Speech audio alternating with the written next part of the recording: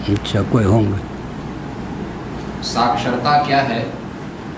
भाषा ज्ञान साक्षरता है, गणित साक्षरता है, या इससे अलग केवल आजीविका उत्पन्न करने की क्षमता साक्षरता है, या क्या अपने शरीर की क्रियाओं को भलीभांति संपादित करने का ज्ञान साक्षरता है? इसमें मार्गदर्शन प्रदान करें। गीता का 8वां अध्याय पढ़िए। अक्षर परब्रह्म परमात्मा का नाम है।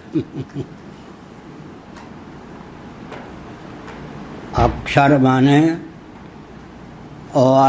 ABCD का नाम भी अक्षर है, और जिसका अक्षरन नाश ना हो उस परमात्मा का नाम भी अक्षर है। अक्षर बोध, भाषा बोध की सार्थकता अक्षर संज्ञक परमात्मा की प्राप्ति में सन्निहित है। वही वास्तव में साक्षर हैं, जो अक्षर संज्ञक आत्मा परमात्मा के लिए विद्या कला का जीवन में संपादन करते हैं। साक्षर, निरक्षर भट्टाचार्य लोग कहते हैं। इसका मतलब जो पढ़ा लिखा ना हो। दूसरी बात यह भी है कि एक ध्यान देने की आवश्यकता है। कदाचित पढ़ा लिखा कम है, देहात का उदाहरण देता हूँ, चुपके से किसी के खेत से गन्ना एक तोड़ लेगा, उसकी चोरी की सीमा कम होगी या नहीं? कहीं से एक आम तोड़ लेगा, बैगन तोड़ लेगा, उसकी चोरी की सीमा कम होगी।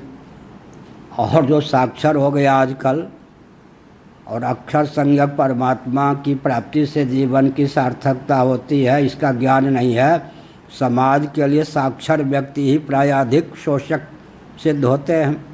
निरक्षर व्यक्ति के तो शोषण की एक सीमा होती है।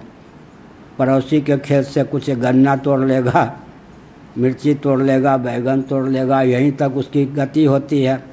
और साक्षर व्यक्ति अगर प्रबुद्ध नहीं है, दैवी संपत्ति संपन्न नहीं है, तो राष्ट्र के लिए अधिक शोषक हो सकता है।